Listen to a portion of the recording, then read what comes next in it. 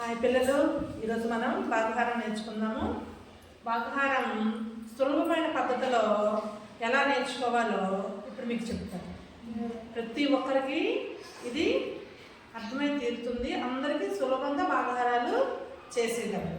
ఈ పద్ధతిలో మనం భాగహారం చేస్తే చాలా సులభంగా ఎలాంటి భాగహారాన్నైనా మనం చేసేయవచ్చు. అయితే ఈ భాగహారంలో మనం ఒక లెక్క తీసుకుందాం. 984 డివైడెడ్ బై 4. ఇందులో ఈ 984ని డివిడెండ్ అంటాం, 4ని డివైజర్ అంటాం. ఓకేనా? ఇప్పుడు డివిజన్ చేసేటప్పుడు మనం ఇప్పుడు కూడా ఫస్ట్ స్టార్టింగ్ డివిజన్ నేర్చుకునేటప్పుడు తప్పకుండా మనం దేనితోనైతే మనం డివిజన్ చేస్తామో డివైజర్ ఎంతో ఆ టేబుల్ మనం ముందు రాసుకోవాలి. టేబుల్ రాసుకుంటే స్టార్టింగ్లో ఉన్నవాళ్ళు కన్ఫ్యూజ్ అవ్వకుండా నేర్చుకుంటారు. స్టార్టింగ్ స్టేజ్లో భాగహారం నేర్చుకునే వాళ్ళు కన్ఫ్యూజ్ అవ్వకుండా ఉండడానికి ఈ గుణకారాన్ని మనం ఈ టేబుల్ని మనం రాసుకోవాలి. టేబుల్ రాసుకున్న తర్వాత ఫస్ట్ ఉన్న డిజిట్ ఎంత ఉంది? ఇక్కడ 9 ఉంది. ఇప్పుడు 4 టేబుల్లో 9 కంటే ఎక్కువ ఎక్కడ ఉంది అనేది ఫస్ట్ స్టార్టింగ్ నుంచి చూస్తాం. 9 కంటే ఎక్కువ ఉంది. అయితే ఇప్పుడు మనం ఇక్కడ 12 వేయకూడదు, వేస్తే ఎక్కువ అయిపోద్ది, మనం సబ్ట్రాక్షన్ చేయలేము. కాబట్టి మనం ఏం వేయాలి? పైన ఎంత ఉంది? 8 ఉంది. అయితే ఇప్పుడు 8 పక్కన ఎంత ఉంది? 2. 4 2s 8 వేసుకోవాలి. ఇప్పుడు మనం ఏం చేయాలి? సబ్ట్రాక్షన్ చేయాలి. 9 నుంచి 8 సబ్ట్రాక్షన్ చేస్తాం. ఇప్పుడు నెక్స్ట్ డిజిట్ ఏంటి? 8ని కిందకి తెచ్చుకోవాలి. ఎంత అయింది?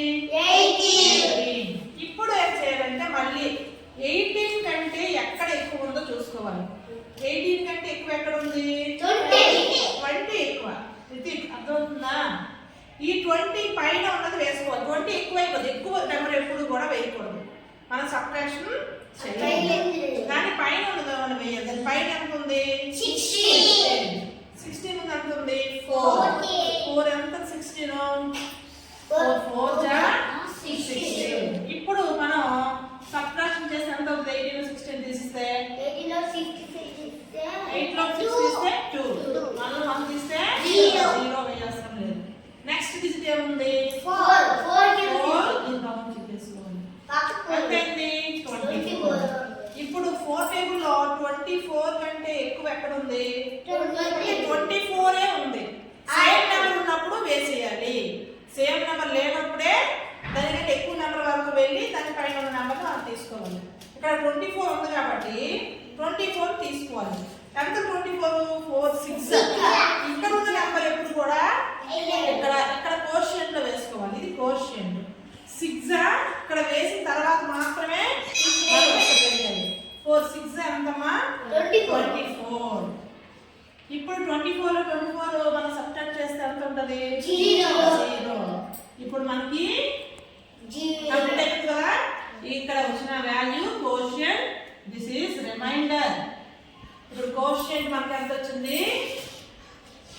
246.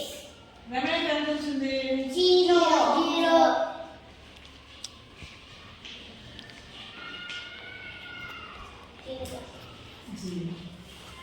అర్థమైందమ్మా?